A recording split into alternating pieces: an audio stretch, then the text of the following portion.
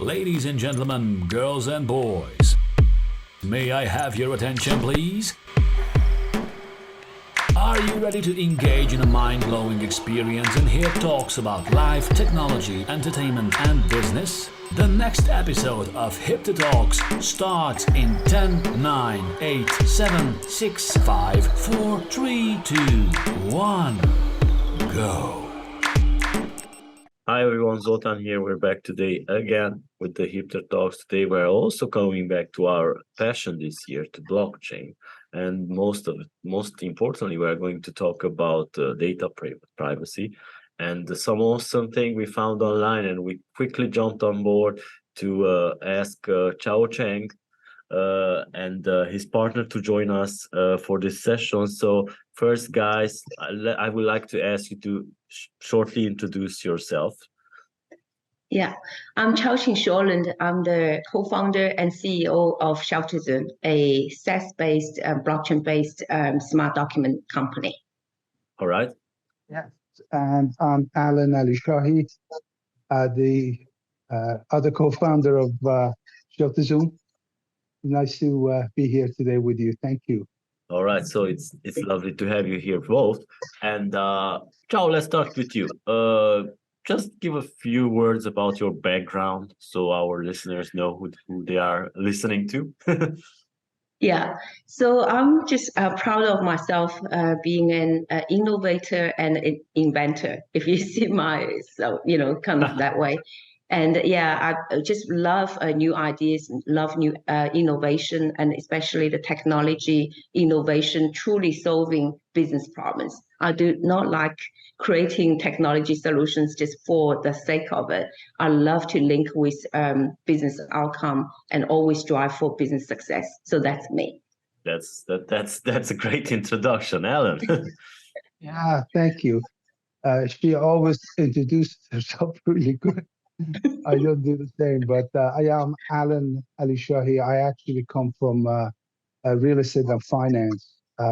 I've been in that industry for about 30 years, and felt that it was time to innovate the industry.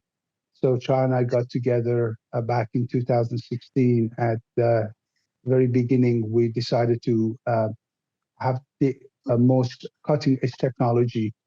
And that's where we ended up with the blockchain. All right. And we started developing it. All right. So who would like to go first, or both of you would like to answer about ShelterZoom, because we are very interested to know more about the company? Yeah. Yeah, sure. So you I can can ask us. Yeah, go ahead, Chao. You ask. Yeah, I can go with the first part.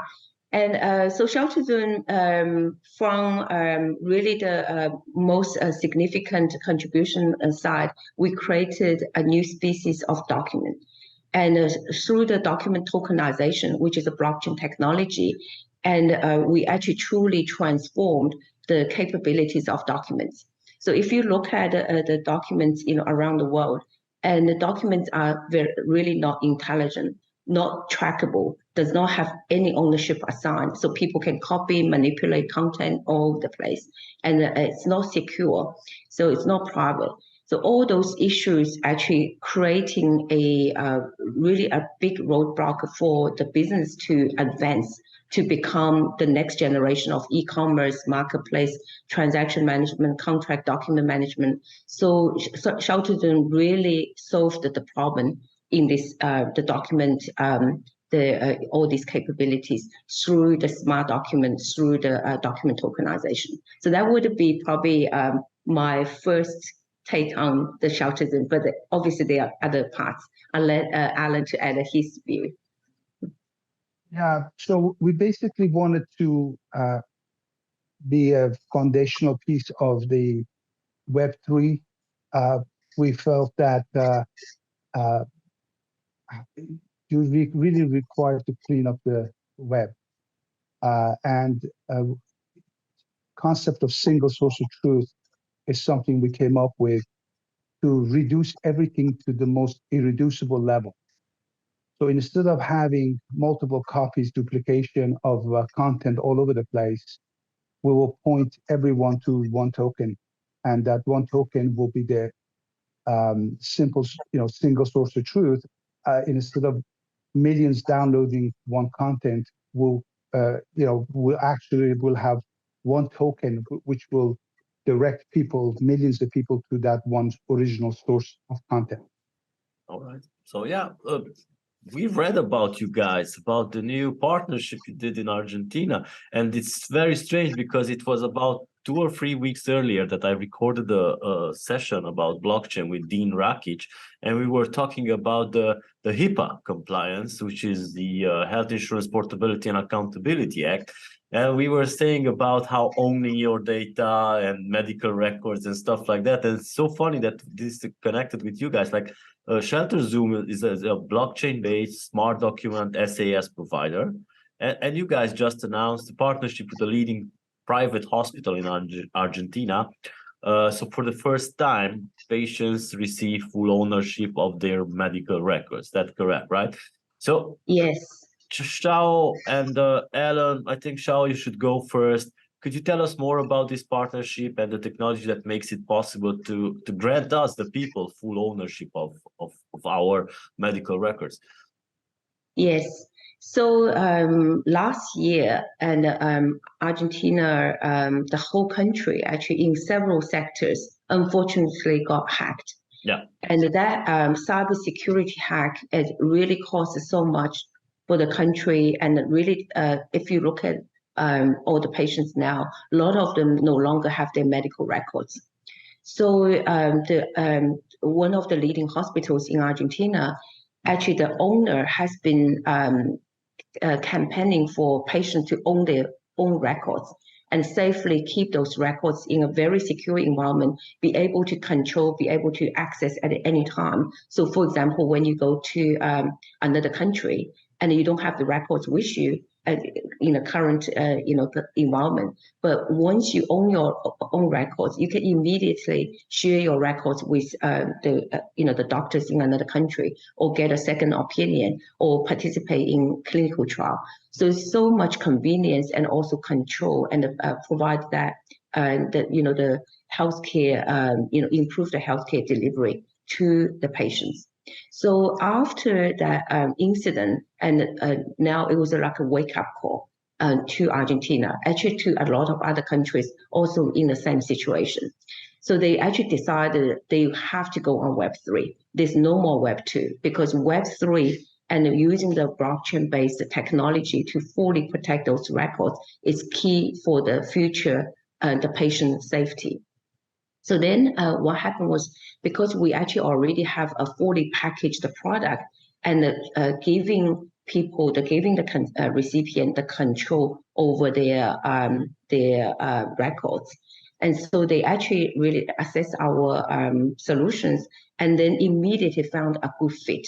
So that's how we actually started the journey together, and understanding the landscape of the hospital, and also the whole hospital federation and the whole medical industry, how we can very easily deliver our technology to solve that problem. So that's how we actually started the journey, and recently signed a contract, and then moving this solution forward. All right, Allen? Yeah, it's incredible what response we're getting from various hospitals and doctors in particular, because I spoke to one cardiologist at Lenox Hill a few years ago, and he was telling me that it's just such a pain for them to get the medical records from the previous physician. So when we told him what we were building, he said that he had mobilized a team of doctors to attend MIT to learn more about blockchain and how blockchain can be used. And he said, now that you guys have done it, I just feel it's really not necessary anymore. Medical records should be owned by the patient, and the patient should have control and governance over it. It's truly a life-saving technology at this point, because like Chao said, you can very easily get second or third opinion just by inviting another doctor or medical system inside the token. So we pretty much get like high fives from anybody that we discuss this technology with. All right. So yeah, Chao mentioned this Argentina case that it's a well-known episode in 2020 when a database of more than 115,000 Argentinians who applied for a COVID-19 circulation permit was exposed on the web, including their DNI numbers, their tax ID numbers, and other information. Right. I think there's a similar case in Europe as well, with a larger database of similar things.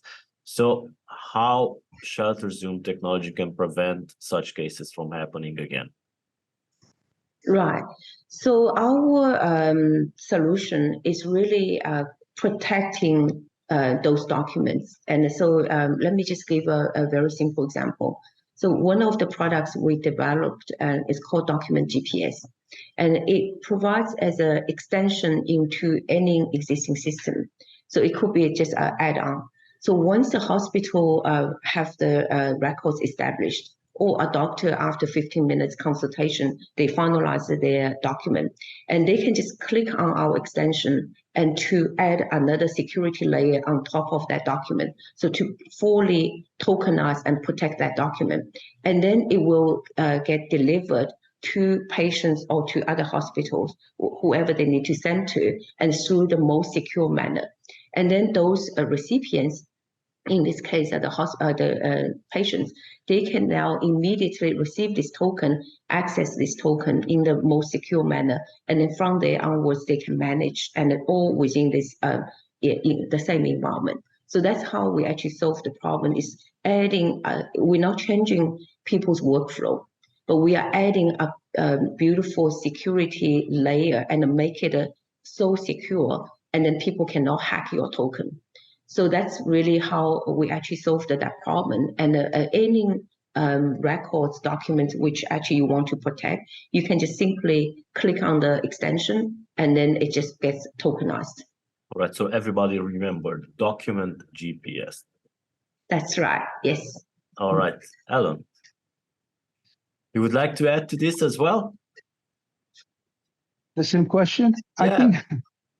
I think Chad did a good job answering All right. it, yeah. So guess I'm going to address the next question directly to you. So today we hear a lot about the single source of truth concept and how it reduces carbon emissions and data pollution.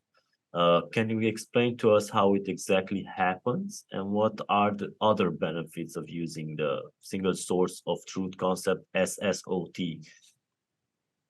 Yeah, well, SSOT is really a revolution. Like I said, it's a building block. It's foundational piece to take out the clutter out of the internet. Having multiple attachments out there. I'll send you an attachment you share with other people. These attachments then end up in redundant servers, and before you know it, there's massive amounts of attachments. Every day, about 306 billion emails are exchanged. Yep. 75 billion of them have attachments, and you multiply that by 2, and then think about all those servers out there that have to run to keep these attachments alive. So by reducing those attachments to the most irreducible level, you basically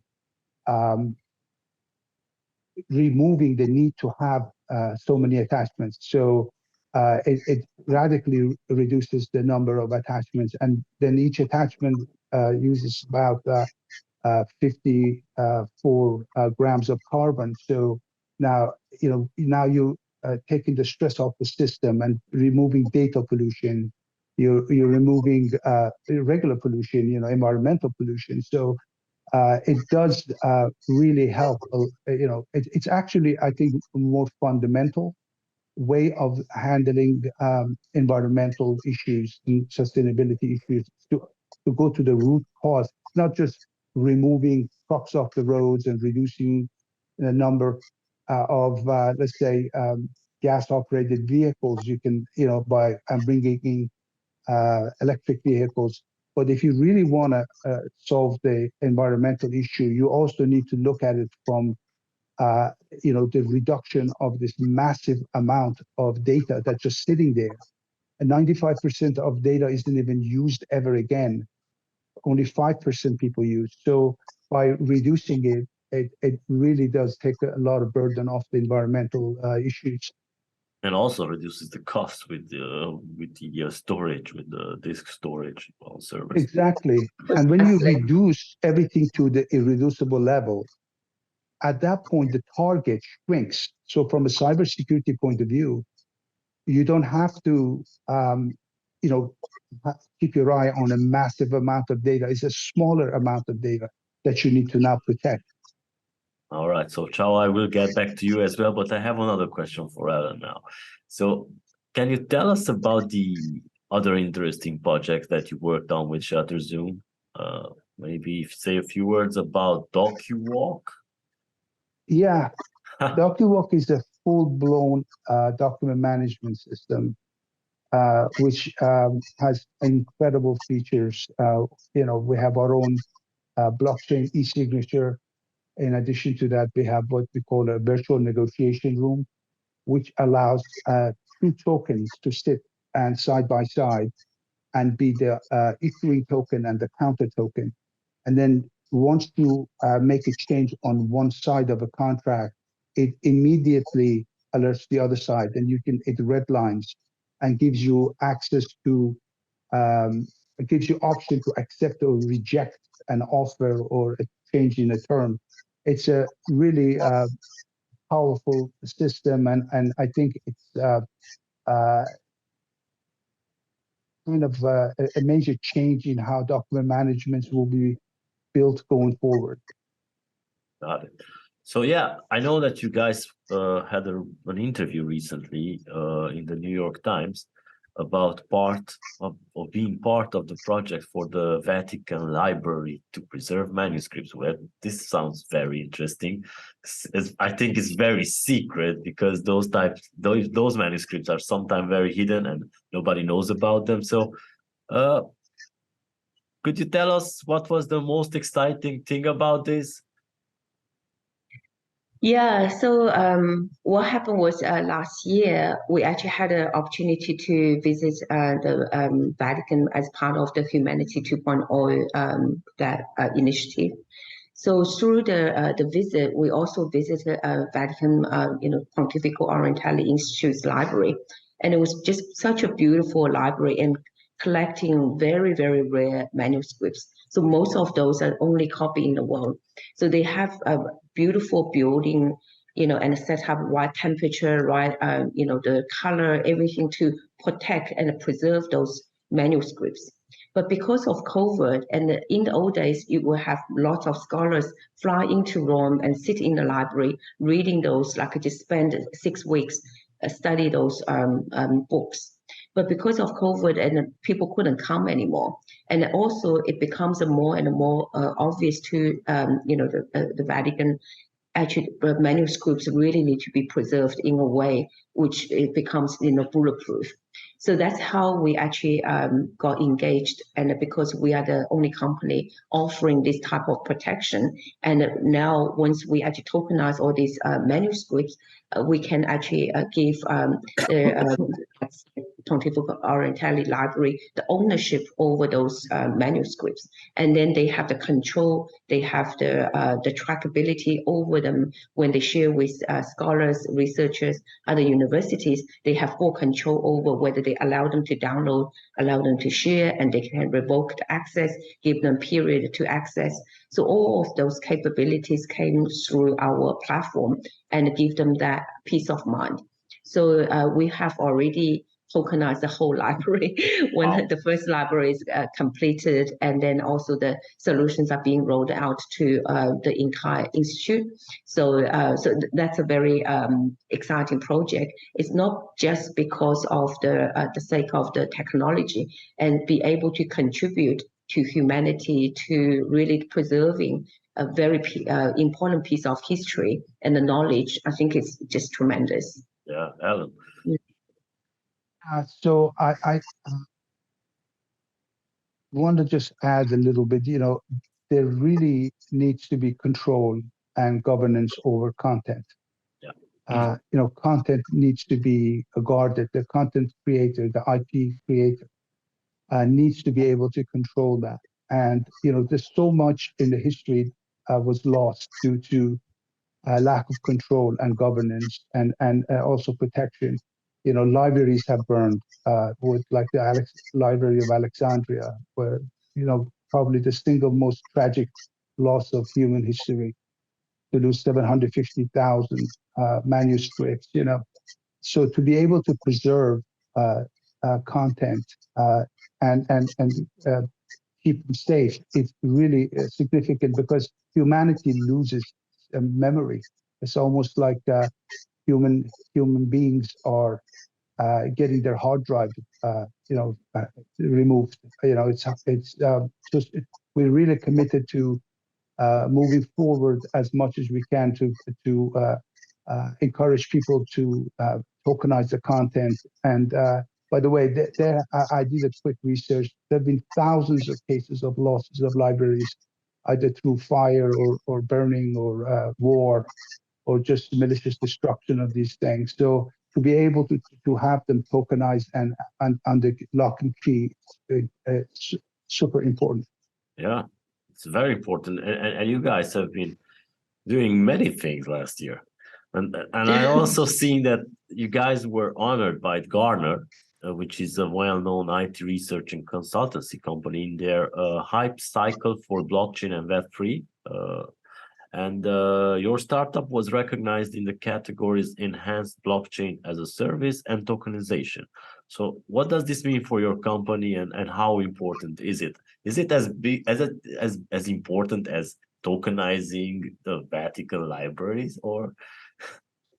Yeah, it's actually very significant be able to kind of be recognized by Gartner as an industry leader. And if you look at all other vendors got selected in this report, and we're like the smallest out of all, and all big names sitting right next to us. But we are actually not just in one category, we're in two categories. So the significance was it's just a true validation of what we have been doing.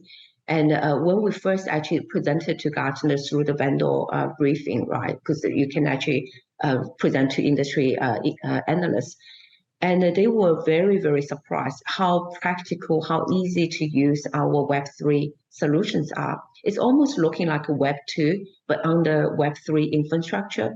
And the way we build the products, even it's blockchain-based Web3 products, we build that really with end user, the usability in mind, and how easy people can immediately adopt with very minimal change management. So the Gartner actually endorsed us on that. They said that this is really we are the most advanced in the enterprise blockchain in the entire world in terms of application. So we are already at the layer 3 of blockchain, whereas most companies still at a 0 or 1 or maybe maximum 2. So we're truly quite a unique company, and that's why getting so much traction from very high-end organizations all over the world. And then the other thing, actually also through the Gartner engagement, we realized our document GPS is, as far as the analyst who's already in the industry for more than 30 years in the document management and content service, he actually told us we are the first company solved a major problem by having this native extension called document GPS inside email. So it's a native email extension. You don't need to go outside of email. You can immediately tokenize your attachment, and then gets transported, gets shared with all the audience. So that actually you have the dashboard inside, you have everything inside your email. And he said many vendors have been trying to solve this problem for more than 10 years, and none of the companies actually could deliver a solution, which we actually did. So I think our goal is really have breakthrough technology for real use. And to us, it's so important. We have to find a new way of doing things, like the single source of truth Allen talked about a lot. And if you look at our company's approach, is really go to the root cause, solve that root problem, not so use the Band-Aid, putting things all over the place. If you think about how this data becomes so uncontrollable, this whole Web2 is really now up to the stage, it's absolutely unmanageable. It's because so many companies coming in, they keep building big data solutions. They will say, oh yeah, I do the big data and analyze your data, give you the intelligence, but that actually causes more problems because you encourage people to replicate people's data, to losing ownership, losing control. And now we want to clean the entire using the Web3, clean up this mess. This mess is really not good for our environment, so much data pollution, and also really not good for every company because they're facing so much challenge in their cybersecurity because the data is so easy for people to hack.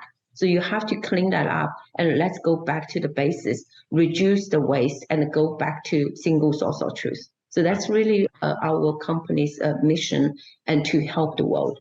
Congratulations. Allen, thank you. You would like to add to this as well? I think at the end of the day, like Chao said at the beginning, we've given birth to a new species of document. I repeat that to emphasize how significant that is, right? So we've created really a method for tools to be built based on this new species of document. It's an intelligent, interoperable. It's not from let's say papyrus to paper to PDF. Really nothing changed. The document was still not that. Was a stupid document. But now we've created an intelligent document, which is going to change everything. Like even how marketplaces are built, marketplaces of the future, where tokens are going to, have a big role in there. There'll be like a demand token and a supply token, and as soon as supply is created, the two tokens will connect and start a marketplace going. Right? Could be anywhere. Anyone can from anywhere in the world, the demand for something, and then someone say, "I have the supply." So it's really a game changer. To be able to do all of that, it's a quantum leap, really, to have like a new document. Like when aluminum was invented, you're now able to build aircrafts, and then someone said, you can also make aluminum foil to cover food with, right? So the document token is going to open a new era and usher in new sets of tools for people to use. Yeah, it sounds very exciting, and it does. So going for the final question today, what are your plans and goals for this year, for 2023? Yeah, we actually have a lot of things on our agenda. One is we will fully commercialize document GPS. So we already have many companies actually coming on board. A lot of enterprises start adopting our technology and use for their business use, for their the protection of their files. Then another thing is we want to fully carve out the healthcare. So like what we said earlier, one is starting with Argentina as a country, then we'll move into United States, move into Europe, Australia, because Australia also suffered a big loss of their data. So a lot of governments and companies, hospitals already contact us. So we will basically fully carve out the integration with hospital systems and move that vertical forward very strongly. Then we also have several other very innovative features and products and in the pipeline and as part of our roadmap, and we want to continue delivering that as well. So yeah, it's several apart from healthcare, several other verticals our key verticals like financial services, legal, real estate will continue marching, and then adding the healthcare, and then plus the other roadmap execution. So very excited about this whole year. You guys never stop, right? That's right. Yeah, but we really enjoy what we do. We're so passionate, and we just both like worked 5 years, never stop, and not even on Christmas Day, 7/24 almost. I know how it is. Doing what we do. Also, the team is the same way. Our team, they, really can't thank them enough. The energy they put, the passion they put in their work, and the pride they have in their, the products they build. It's incredible. So it's like really a company-wide obsession to get things moving. All right. So thank you guys so much for this, for taking time, because you guys have a lot of things to do, and you just took time for recording this session with me. And thank you so much. If you would like to say some parting words to the audience, you can go ahead now.